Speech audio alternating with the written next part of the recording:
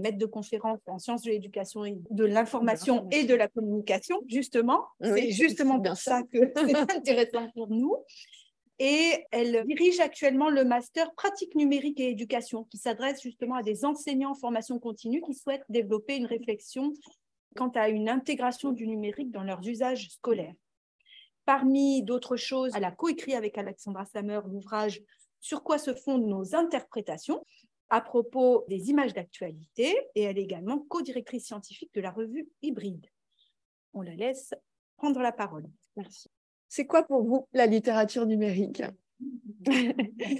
Quand je posais cette question il y a quelques années à mes étudiants en master MEF de l'INSPE de Lorraine, ils répondaient dans leur grande majorité le livre numérique, la liseuse.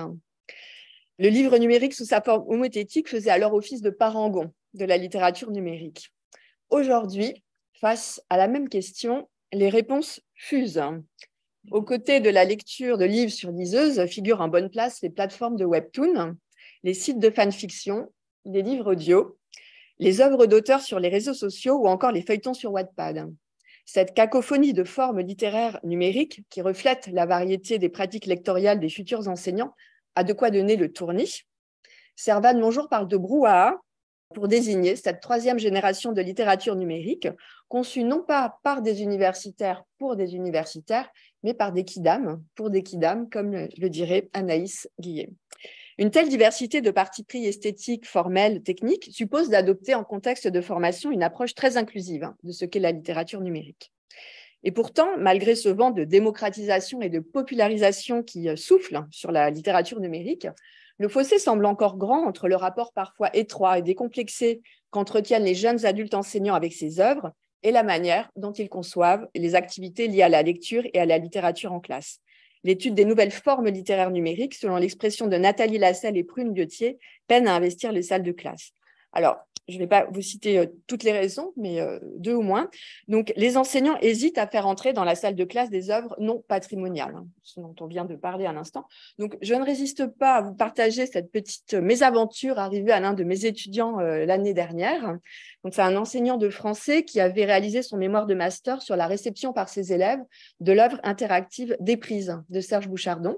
Son inspectrice l'a visité pendant une séance sur cette œuvre et il m'a envoyé le rapport de visite dont je lis l'extrait suivant.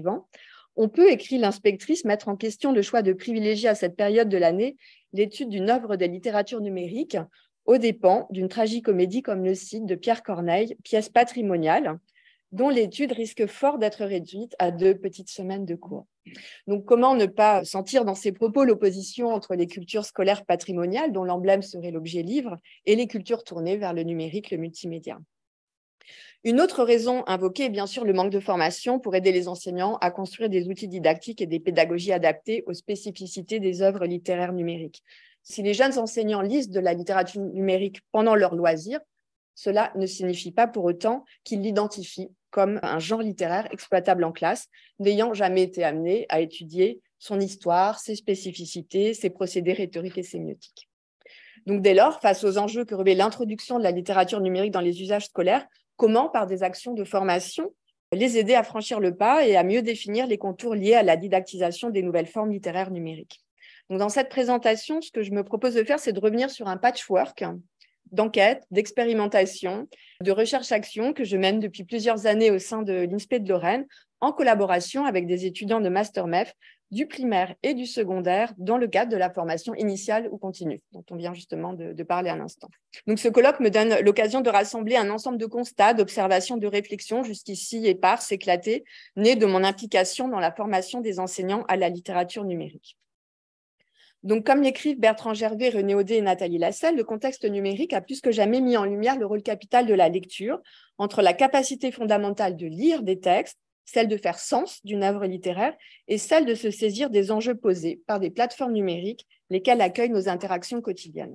Donc, mon approche et mon intervention vont être guidées par 3 enjeux.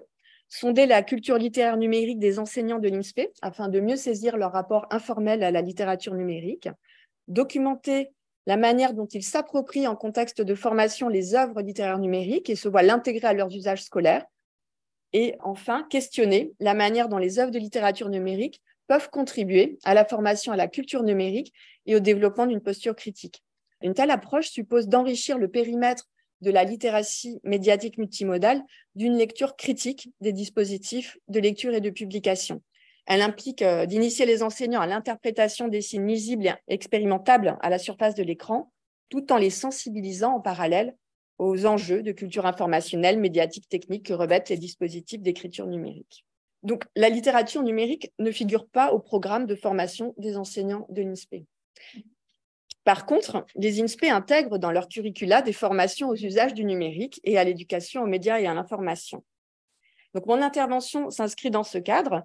Elle prend racine dans les cours de culture numérique et d'éducation aux médias et à l'information que je dispense depuis plusieurs années auprès des professeurs de français, d'anglais, d'allemand, des professeurs documentalistes et de professeurs des écoles.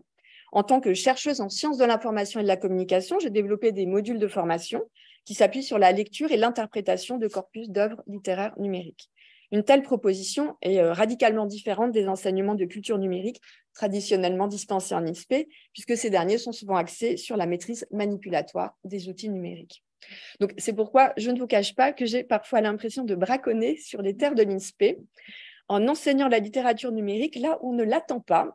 Dans le cadre de modules de formation de 12 heures, les étudiants sont amenés à découvrir les grands genres et spécificités de la littérature numérique. Ils vont explorer individuellement et collectivement un large corpus, des fictions hypertextuelles, de la poésie animée, des œuvres faisant appel à la génération automatique, comme celle de Jean-Pierre Balpe, des livres numériques, jusqu'aux formes les plus récentes qui se déploient sur les réseaux sociaux et les plateformes numériques. Donc, je leur donne par exemple à lire Des prises de Serge Bouchardon, une remédiatisation d'Alice au pays des merveilles sur Prezi de Florian Cali, The Child d'Alex Goffer, la bande dessinée Été sur Instagram, des livres numériques enrichis comme L'Homme Volcan, ou encore des œuvres caractérisées par une écriture profilaire sur les réseaux sociaux, comme ici Léon Vivian sur Facebook. Donc, ils produisent une interprétation personnelle d'une œuvre de leur choix, interprétation fondée sur leur goût, leurs impressions, des ressentis subjectifs plutôt que des catégories normées.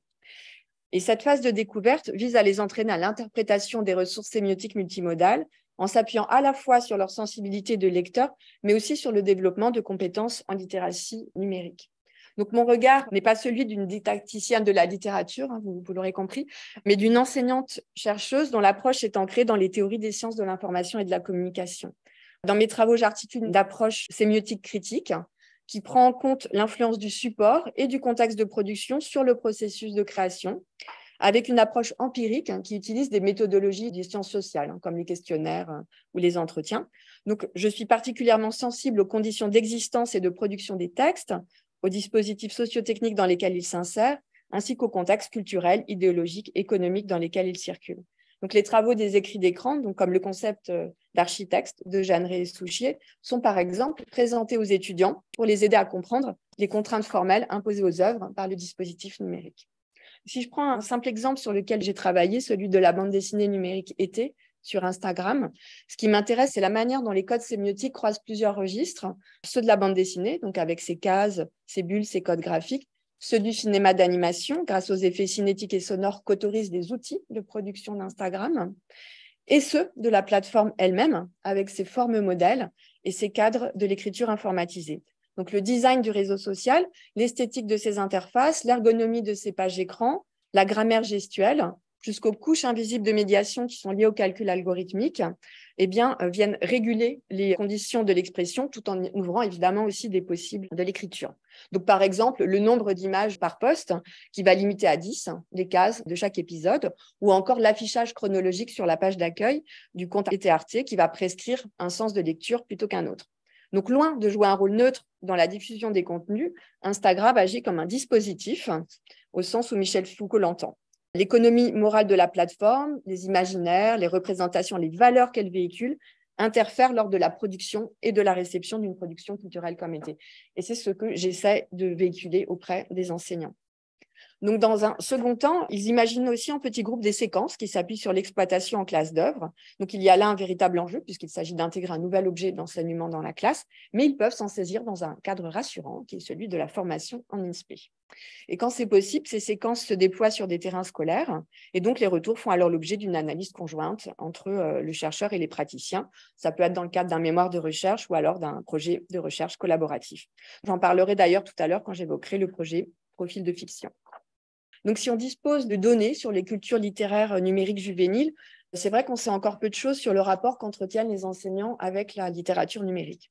Donc, pour commencer à le sonder au sein de l'INSPE de Lorraine, j'ai fait passer ces 2 dernières années un questionnaire auprès des étudiants de Master MEF qui visait à recenser les pratiques, les supports, les dispositifs qui peuvent contribuer à la formation d'une culture littéraire numérique informelle.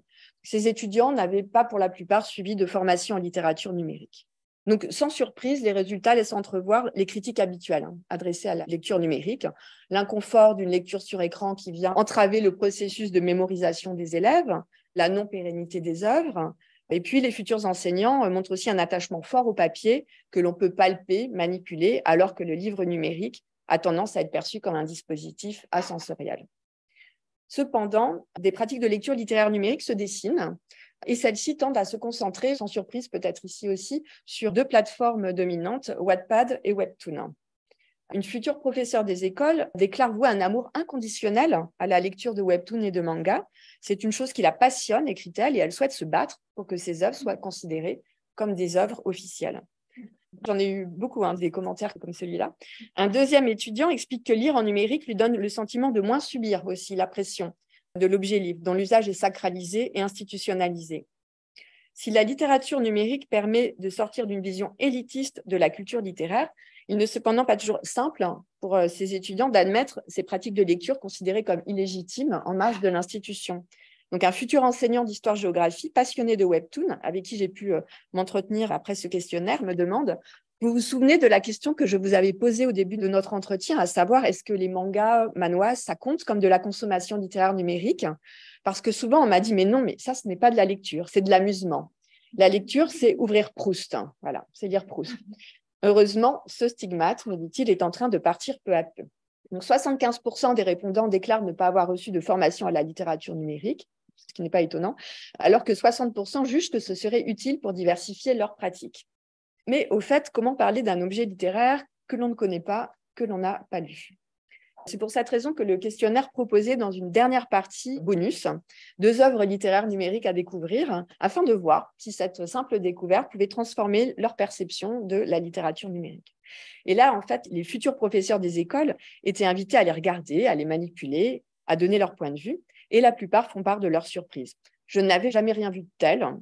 Je ne connaissais pas du tout cette pratique et ce genre de livre. Une étudiante qui est initialement réfractaire à la lecture sur écran, qui dit ne pas aimer cette manière de lire, se projette spontanément dans des usages en classe d'un des comptes numériques proposés. Certains commentaires esquissent même un début d'analyse sémiotique multimodale en proposant de comparer des versions papier et numériques, et d'autres perçoivent le décloisonnement disciplinaire que le travail avec les œuvres de littérature numérique induit. Ils imaginent de concilier comme ça d'emblée un travail de compréhension sur la langue avec une activité de création plastique. Donc, ces résultats montrent bien que ces jeunes adultes en formation ont pour certains développé des pratiques littéraires numériques et surtout, dans l'ensemble, peuvent se montrer intéressés pour intégrer ce nouvel objet d'enseignement dans la classe. Mais c'est toutefois dans le cadre d'un master en formation continue qui réunit des enseignants chevronnés du primaire et du secondaire que j'ai pu explorer plus avant la manière dont ces enseignants s'approprient les œuvres de littérature numérique en contexte de formation. Donc, dans le cadre du master pratique numérique en éducation que je dirige, plusieurs enseignantes ont décidé cette année d'orienter leur mémoire sur un sujet en lien avec la littérature numérique. J'ai mené avec elles plusieurs entretiens et ça m'a permis de mieux comprendre ce qui les avait amenées à choisir un tel sujet et comment elles s'étaient appropriées les œuvres présentées. Pour moi, ça ne s'appelait pas littérature numérique. C'est par ces mots que Sandrine, enseignante de français, explique sa découverte de la littérature numérique.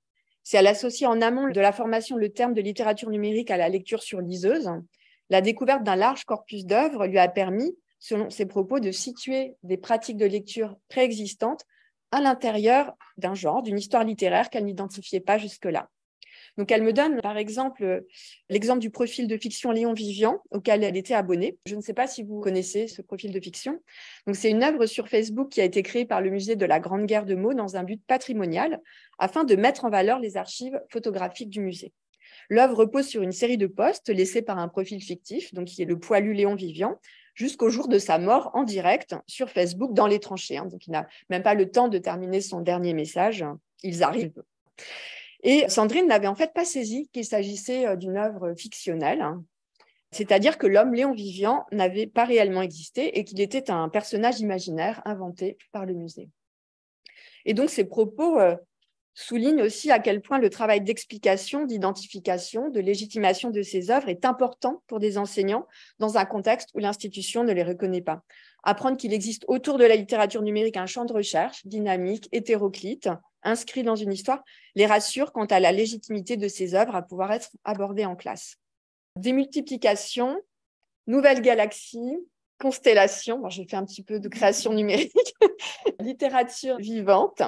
Pour les enseignantes, l'évolution continue des formes littéraires numériques ouvre des perspectives d'enseignement renouvelées.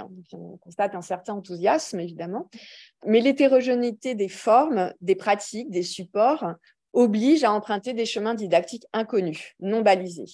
Comment appréhender en classe des œuvres qui cherchent à rompre avec le modèle du livre ? De quelle manière, par exemple, aborder une œuvre à lire sur les réseaux sociaux, comme la bande dessinée Été, dont la narration est soumise aux architectes et aux algorithmes d'Instagram ? Lire et travailler une œuvre littéraire sur un réseau social est déstabilisant. Cela suppose d'accepter la nature éclatée, fragmentée de l'œuvre, qui s'interprète selon différents prismes, selon les profils par lesquels on y accède, selon les formes, les posts, les stories imposées par Instagram, selon les commentaires aussi des lecteurs qui s'inscrivent dans des formes d'écrit-lecture collective. Cela implique de comprendre comment le dispositif Instagram cadre les pratiques des concepteurs et des lecteurs par ses injonctions sémiotiques à la participation et ses algorithmes qui dictent la narration en coulisses. Cela implique aussi de comprendre le rôle joué, par exemple, par le community manager dans ses stratégies de relance et de captation de l'attention des usagers lecteurs. Donc, Sandrine, toujours Sandrine, alors qu'elle connaissait, là encore, la bande dessinée numérique Été, mais elle n'arrivait pas à envisager ce type d'œuvre comme quelque chose qu'elle pouvait étudier en classe. Elle était déconcertée par le fait de ne pas pouvoir procéder à une lecture exhaustive et que l'œuvre ne se présente pas sous une forme stabilisée. Et c'est la prise de conscience de l'existence de tout un système collectif d'interprétation créé par les commentaires qui lui a permis d'envisager de s'en inspirer dans ses pratiques de classe. Car dans Été, l'expérience de lecture individuelle personnelle s'accompagne de débats sur la construction du sens. Des débats qui sont certes nourris spontanément par les lecteurs, mais aussi qui sont en permanence stimulés et relancés par le community manager dans le cadre d'une stratégie évidemment marketing aussi, de mise en visibilité de l'œuvre. Donc pour certains abonnés, le plaisir semble tout autant découler des controverses, du partage d'expériences, que de la lecture des contenus même du feuilleton. Un petit peu comme dans un salon littéraire où les lecteurs partagent des informations, comparent des systèmes de valeurs et cherchent à exprimer leurs interprétations et leurs sentiments. Donc, autant de compétences intéressantes à travailler en contexte scolaire. Tiens, voilà un produit qui va nous permettre de discuter, me dit Marielle. Donc, les discussions mettent aussi en évidence des perceptions différentes entre le primaire et le secondaire. Dans le secondaire, l'enjeu, c'est de raccrocher les élèves à la littérature. Le côté intime des lectures sur smartphone permet de se rapprocher des élèves, d'adopter une posture pédagogique de partage, une posture non surplombante. 2 enseignantes m'ont dit avoir partagé de manière très spontanée, comme ça, avec leurs élèves tout au long de la formation, des œuvres, comme elles l'auraient fait d'une série ou d'un film. Donc l'enjeu est de se retrouver autour du plaisir de lire, d'échanger sur ses ressentis, sa relation intime à l'œuvre, en échappant un instant aux normes évaluatives du système scolaire. Les formes variées, éclatées, diversifiées de la littérature numérique permettent à l'enseignant de se positionner aussi comme un innovateur, un éclaireur face à ses élèves. Pour Marielle, professeure des écoles qui est actuellement détachée comme enseignante dans le cadre du service militaire volontaire, il s'agit ici d'avoir une longueur d'avance, de les doubler, dit-elle, en leur montrant des choses qu'ils ne connaissent pas. Il y a peut-être ici un enjeu citoyen aussi, que de faire découvrir aux élèves des œuvres littéraires numériques autres que celles pour lesquelles ils ont déjà développé des habitudes de lecture. S'ils connaissent bien les webtoons, ils ne connaissent pas en revanche Léon Vivian ou une œuvre comme Été sur Instagram. Au primaire, les enjeux sont différents. Ça m'a enrobée, déclare Émilie, professeure des écoles, dont le mémoire porte sur la réception par ses collègues des œuvres numériques de jeunesse. C'est la dimension multimodale des œuvres, leur plasticité, qui l'a séduite.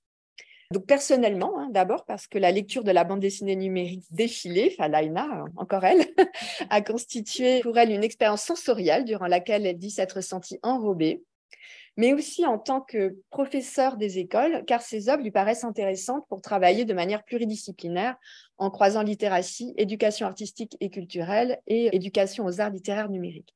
Et ces propos sont confirmés par des enseignants du primaire avec lesquels, dans le cadre de sa recherche, elles mènent des cercles de lecture pour discuter d'œuvres littéraires numériques. Donc, spontanément, ces enseignants imaginent des projets faisant le lien avec les arts littéraires, cinématographiques, musicaux, mais aussi d'autres matières, comme les sciences.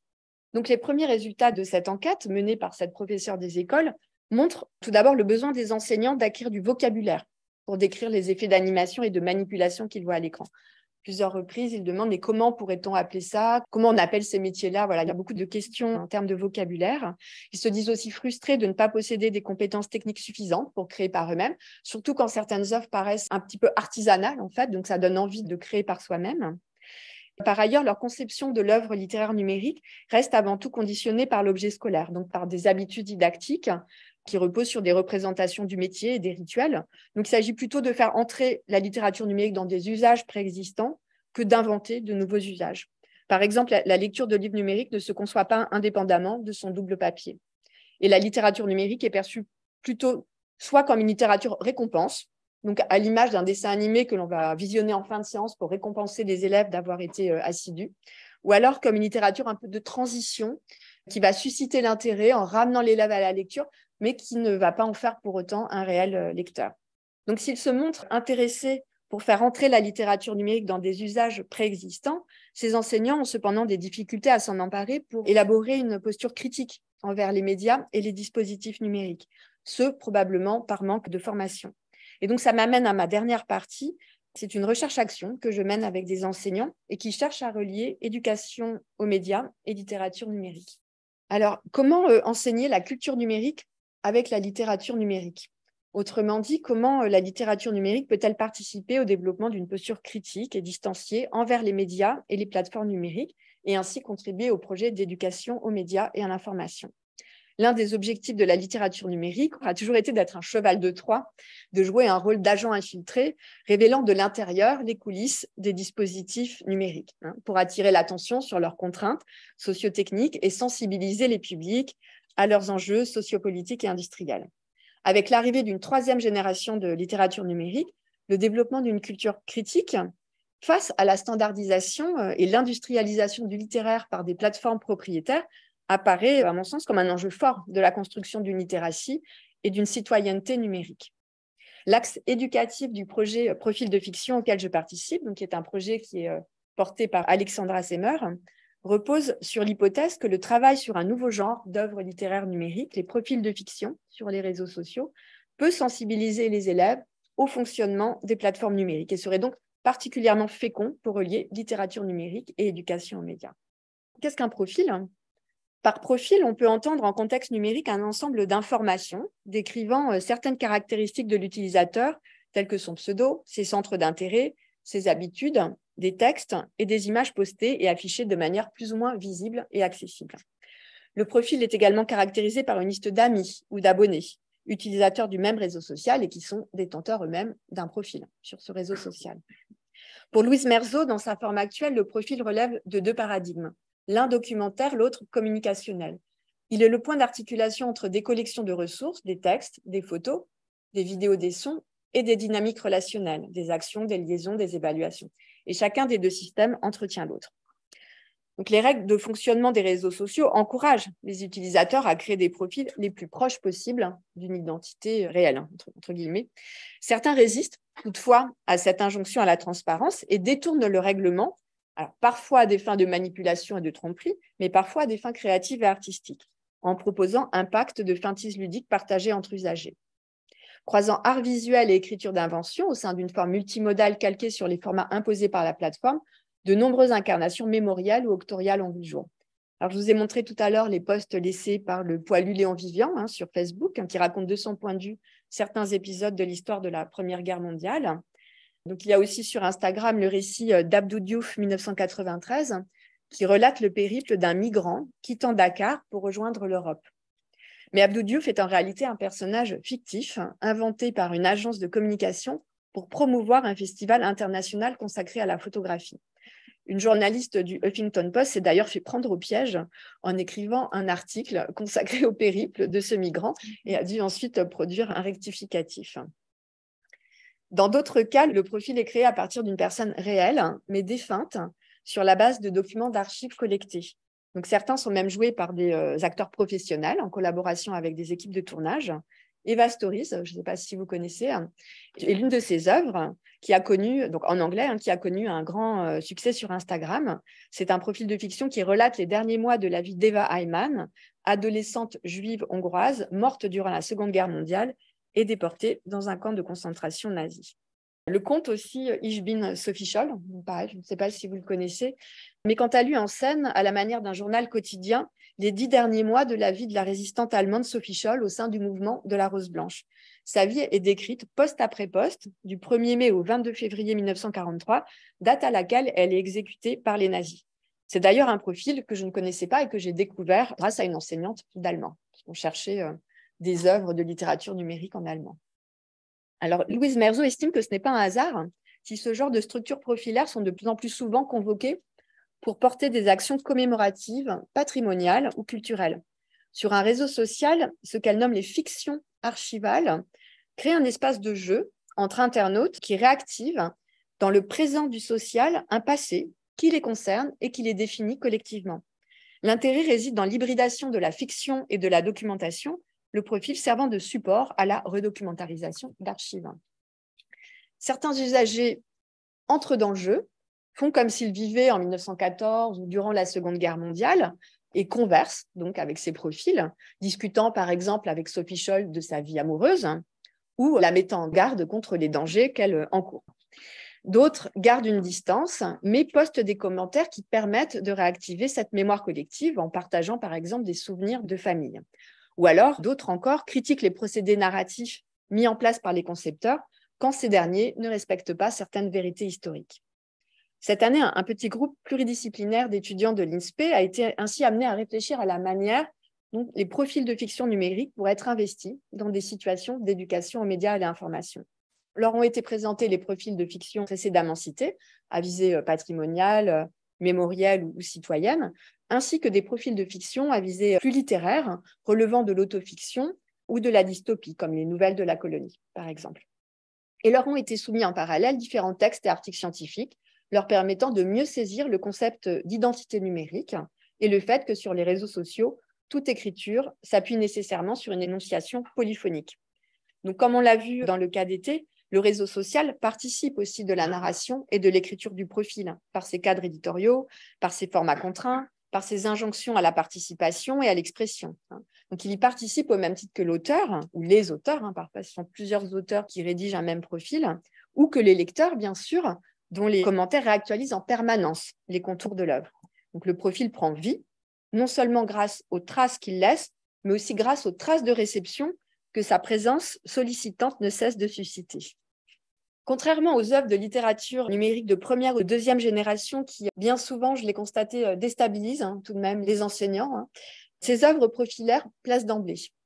Les enseignants les trouvent non seulement en prise directe avec les pratiques de leurs jeunes élèves, mais eux-mêmes se prennent au jeu. On est dans son intimité. C'est comme une amie à qui il arrive quelque chose de terrible.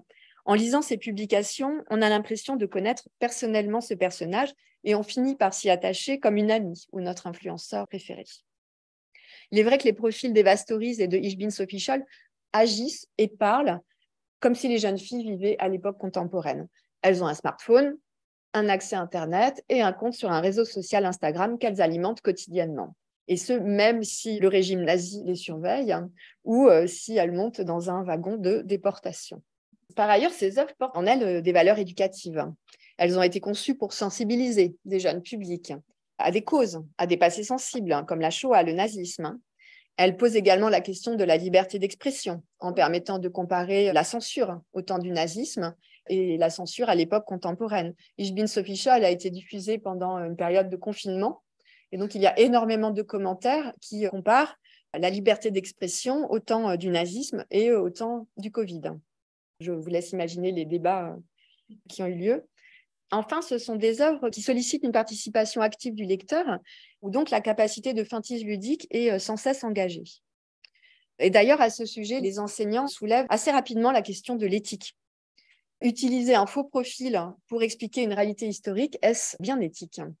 L'appropriation de subjectivités défuntes ou marginalisées et fragilisées, comme le conte Abdou Diouf, les questionne. Une enseignante propose le terme de réalité-fiction pour désigner ces œuvres, qui nécessitent tout de même, selon elle, un accompagnement de l'enseignant afin de vérifier si ce qui est dit est historiquement prouvé. Alors, cette remarque prend tout son sens dans le cas du profil Ich-Bin Official, dont le manque de contextualisation des documents d'époque, souvent livrés sans source, a fait l'objet de nombreuses discussions. L'argument des concepteurs, c'est de conserver le pacte de lecture qui repose sur une feintise ludique, donc de faire comme si, en fait, Official avait pris en photo ses affiches, par exemple, de propagande dans la rue. Mais plutôt, finalement, que de s'interdire d'étudier en classe une œuvre qui va présenter des lacunes documentaires, eh bien, un groupe composé de professeurs d'allemand, d'art plastique et d'une professeure documentaliste a choisi de proposer un scénario pédagogique axé sur les enjeux de désinformation et de vérification des sources. Donc, travailler en classe à partir des images du profil de fiction Ich-Bin Official peut aussi permettre de prendre du recul face aux images publiées sur les réseaux sociaux et de comprendre les limites et enjeux des comptes historiques. Un autre groupe composé d'un professeur de français, d'un professeur documentaliste et d'un professeur d'histoire-géographie a quant à lui proposé une séquence pédagogique portant sur les traces et l'identité numérique en proposant aux élèves de se créer un profil fictif d'explorateur, publiant sur Facebook un journal de voyage. Donc celui-ci doit ensuite expliquer pourquoi il reçoit certaines publicités en lien avec les destinations décrites sur son journal. Et cette séquence permet donc de travailler aussi sur les données produites à notre insu, sur ce fameux profil d'ombre qui est calculé par le dispositif Facebook. Donc, je vais conclure en fait cette présentation en donnant quelques grands enjeux liés à l'introduction de la littérature numérique dans la formation des enseignants. Enjeux, vous l'aurez compris, qui sont étroitement liés aux démarches de recherche-formation que j'ai mises en place et qui reposent donc sur une approche très inductive de ces questions au sein du cadre spécifique d'une INSPE et de cours en culture numérique et d'éducation aux médias que je donne. Donc, il y a tout d'abord un enjeu à entamer un travail d'identification, de reconnaissance, de légitimation de ces œuvres pour que les enseignants puissent s'en saisir.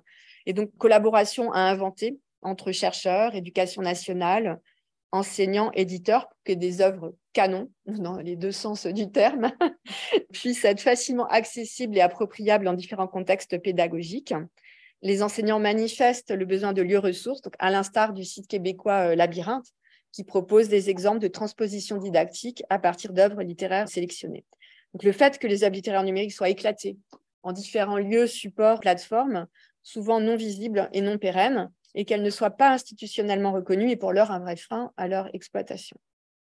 Il y a aussi, bien sûr, l'enjeu de former les enseignants au genre, aux spécificités de la littérature numérique, pour leur en faire découvrir la diversité et qu'eux-mêmes puissent en faire ensuite les passeurs auprès de leurs élèves, qui souvent n'en connaissent, je pense, de plus en plus que les formes industrialisées et plateformisées.